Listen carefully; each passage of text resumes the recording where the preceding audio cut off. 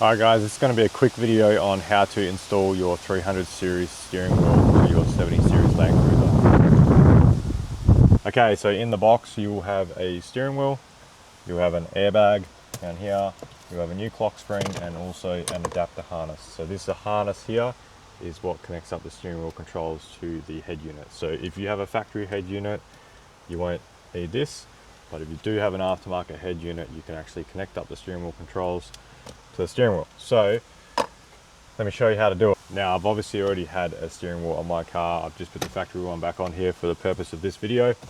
So first up, you want to, number one, disconnect the battery. I have the battery connected because I've been an auto electrician for 15 years, so I know what I'm doing. But for you guys at home, please disconnect the battery. It's not just for safety, but also it'll stop you from having fault codes. So if you disconnect the airbag, turn the key on, you're gonna have a fault code and you're gonna have to go and spend money to get that cleared. It's easier for you guys to go ahead and just disconnect your battery. And once you've disconnected the battery, also make sure your steering wheels are dead straight. Okay, so the steering wheel has to be straight before you remove the steering wheel. It's pretty obvious. Next up, you want to remove these panels from the side of your steering wheel. There's one on either side, there's one here, and there's also one there. Now you guys with 2016 plus Land Cruisers will have a cruise control stalk here. Same applies. Pop that little cover out and you'll see up here there's a T30 Torx bit. So a couple of tools you'll need. You'll need a Torx bit T30, you'll need a Phillips head screwdriver and some sort of clip tool to get these panels out. So you get your T30, you want to undo this one here and the same on the other side right here. Now once you have those loosened, you'll be able to pull the airbag out. So I'm going to remove that. Now you'll have a couple of wires attached. My airbag's been removed, but you will have an airbag detonator here and this will be attached.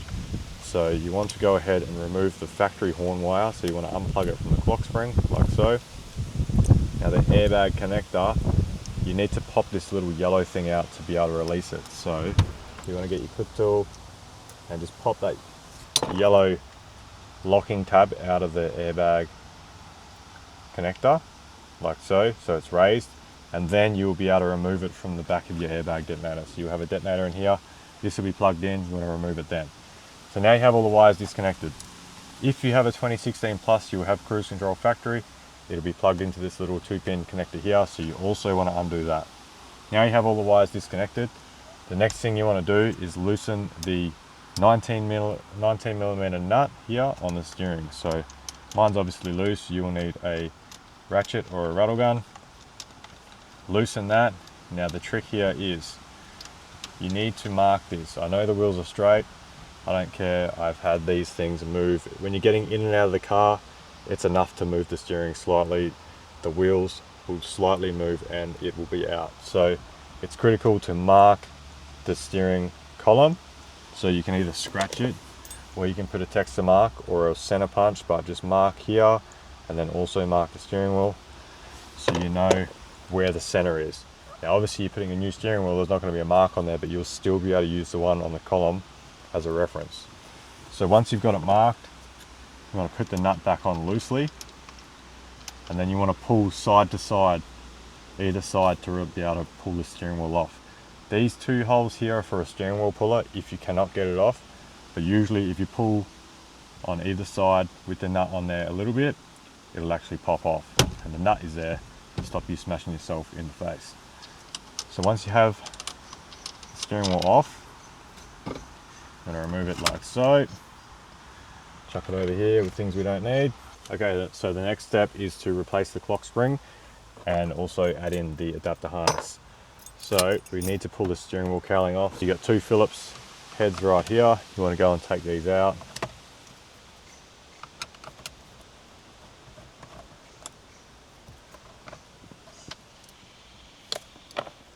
And then sometimes if you can't get it off, you just want to lower the steering column. And then it's just clipped in after that. So you can see the clips here and here. So once that is removed, you can remove the top section as well. Now that will reveal the clock spring and where we need to plug in the adapter harness. Here is one connector here. Now this is the one that does your horn, cruise control, and your steering wheel control. So you want to undo that one. This one here is for your airbag, and it's a little bit of a spring clip here, so you actually need to pull back this way, like so, to release that one. Now you guys that have factory cruise control, so that'll be 2016 plus, you're going to have a steering angle sensor on the back, which will be another plug. So there'll be a third plug. So this sits like that.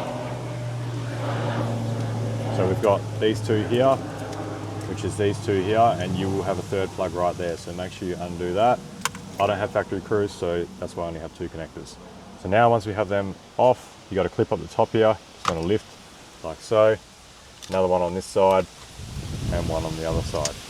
Pop that off. Now, once again, you guys with factory cruise, you will have the steering angle sensor here, which you need to swap over to the new clock spring. So we have our new clock spring here, nothing on the back. What you want to do is unclip the steering angle sensor from these little clips here. A couple of clips, use your seal pick or whatever you have, and you want to pop that out and you want to insert it on the new clock spring. Now it is very, very important you do not change the position of this steering angle sensor. So you can see the white locator here. This clock spring is locked from factory. That's what this little locking tab does, so this thing cannot turn at all. So better yet, before you remove the factory clock spring, what you should do, this is only for you guys with the steering angle sensor, is put a bit of tape or something here to ensure this doesn't move when you take it off. Like, you can move it like this, not a problem, but it can't do a full rotation. So if you pull it off, make sure it doesn't move, wheels are still straight. You want to swap that over to there, make sure those line up and everything is good. If you adjust it and do a full revolution or something stupid like that, you're going to have a traction control light come on. So just do not do that. All right, now what you want to do is, once you got everything swapped over, I'm going to put my clock spring back on. One other thing I will show you actually while we're here, if you were to lose the center of your clock spring, for whatever reason, you've messed it up somehow, it's not the end of the world. These things, you can count the turns. So most cars are 2.5 turns one way. So what you do is you go all the way to one way. That's all the way as far as it can go. So that's about half a turn. So we want to go back. So that's our half a turn. Now we want to go 2. 1, 2. Now to double check that, we want to go 2.5 the other way to make sure we've definitely got center. 1, 2, half. We go back there. 1, 2. Now that is how you tell that your clock spring is back in the center. So for whatever reason, if you've messed it up, just count 2.5 turns from full lock either way, and you'll be back in the center. Okay, now we can begin to connect it all back up. So first things first, the airbag plug, just pop that back in. Sometimes that can be a little bit tight, but you just want to clip that back in like so. And then your adapter, this will be your factory connector. You want to get our adapter harness. Now what I usually do is, because these are quite short, they kind of are. So what I usually do is this end here, the 28 pin plugs into your head unit. So you want to plug it into your head unit first and then run it down. So you want to run it behind the dash, pull your head unit out, pull this panel here out, run it behind the dash and up through. I've already got mine running up in here and up through to here. Because if you plug it in this end first and try get it up, it's going to be mission impossible. So your stereo usually has a bit of a tail on it, so that's why you do the stereo side first and then run it down. Now this spare wire here on the 28 pin side is for illumination. So you need to connect that to an illumination source, usually a green wire on the 70 series. I'll show you in a second where that needs to go.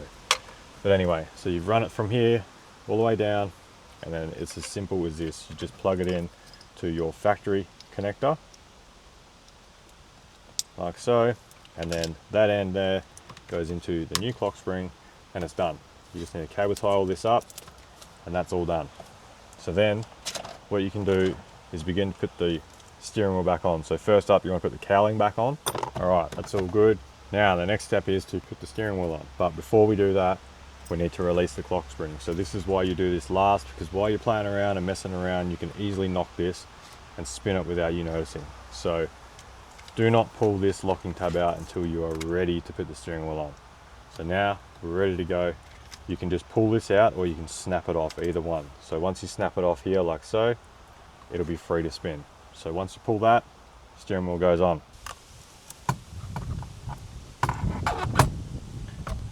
Now with the steering wheel, like I said, obviously you just try and get it as straight as possible by eye, but you can also reference off your mark that you've put on the shaft here.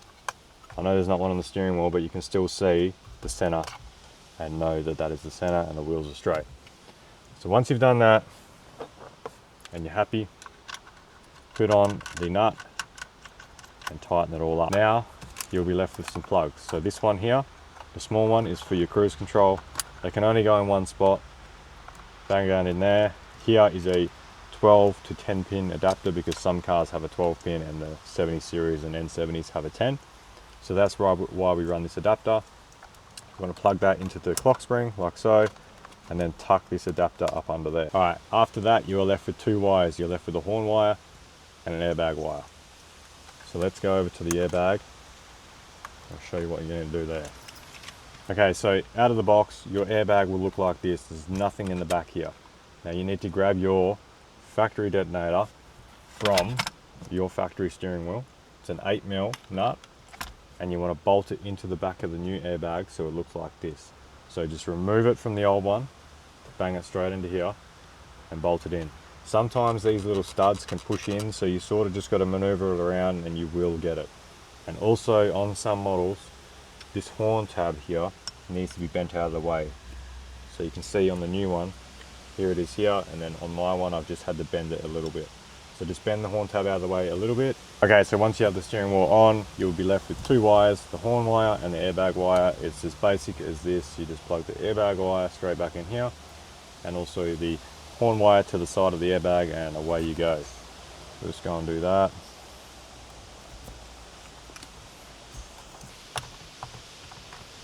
Okay, that's the steering wheel done. Now I'll show you guys what to do with the head unit. Okay, now while we're here, I will show you guys how to remove the airbag, because I've had a lot of you guys saying you can't get the airbag back out. You've, messed the steering wheel up and it's on the piss and you need to change it and you can't get it back out. Let me show you how to do that. It's very basic. So here you have these three tags. So you got one there, you got one there, you got one down there, and they need to be accessed through the side panels here. So we'll go and pop this one out and show you how to do it. So the bottom one needs to be accessed from the passenger side. You just see up in here, all you need to do is push down on that, and there you go, that's popped out. Now you want to spin back to this side. All you need to do, go in here like so, and just push down once again. Bang, that side's out.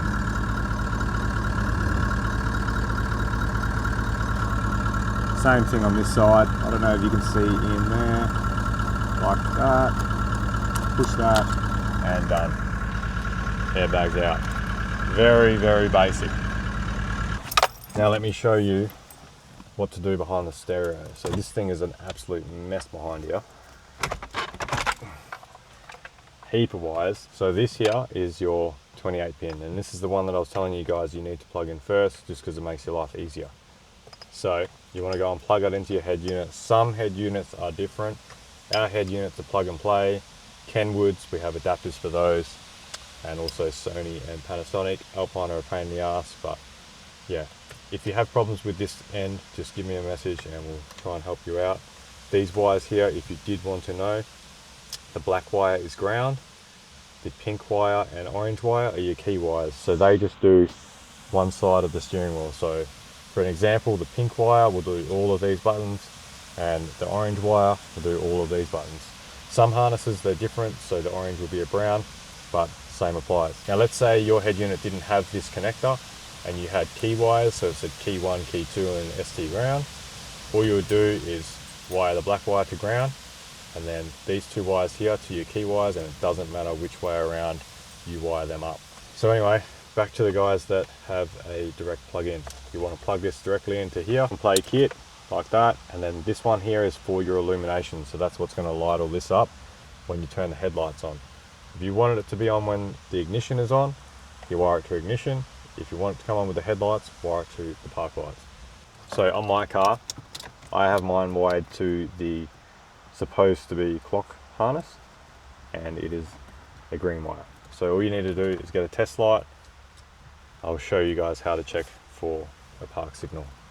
Okay, you want to get your test light, clip it onto ground like so, and then you want to test anywhere you can for a park circuit. Now, for an example, every switch in these cars, I'll turn the headlights on, I think.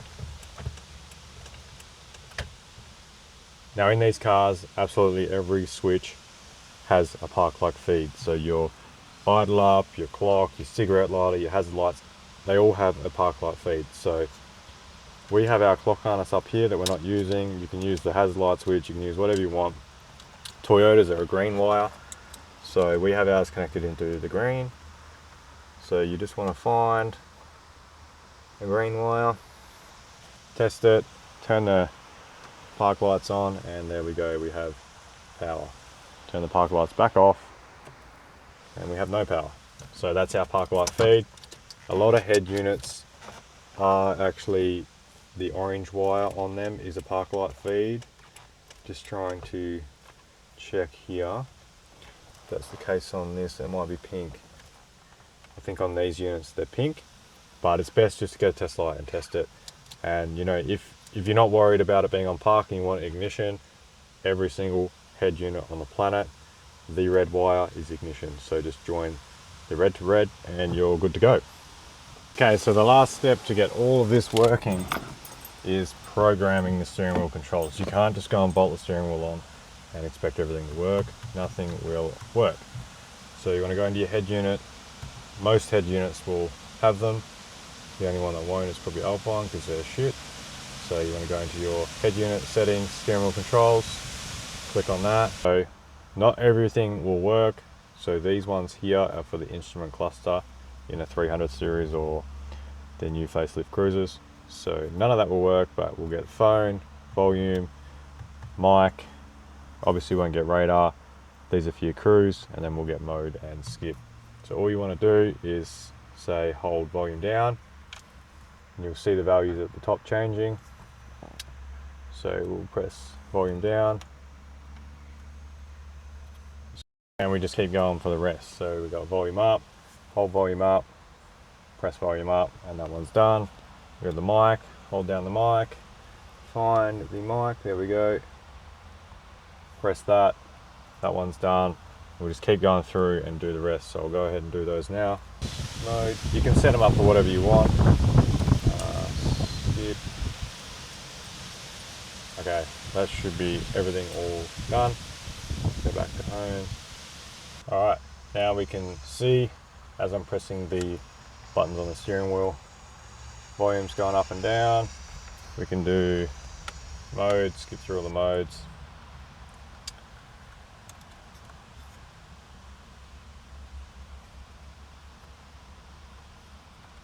We got call, so press call, brings up the call log. So yeah, that's how you program your steering wheel controls.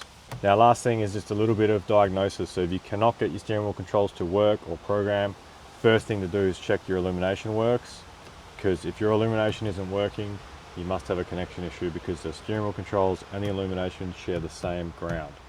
So it's crucial to check that first. Alright guys, so that's how you install your 300 series steering wheel to your LC70. So if you have any questions, be sure to reach out.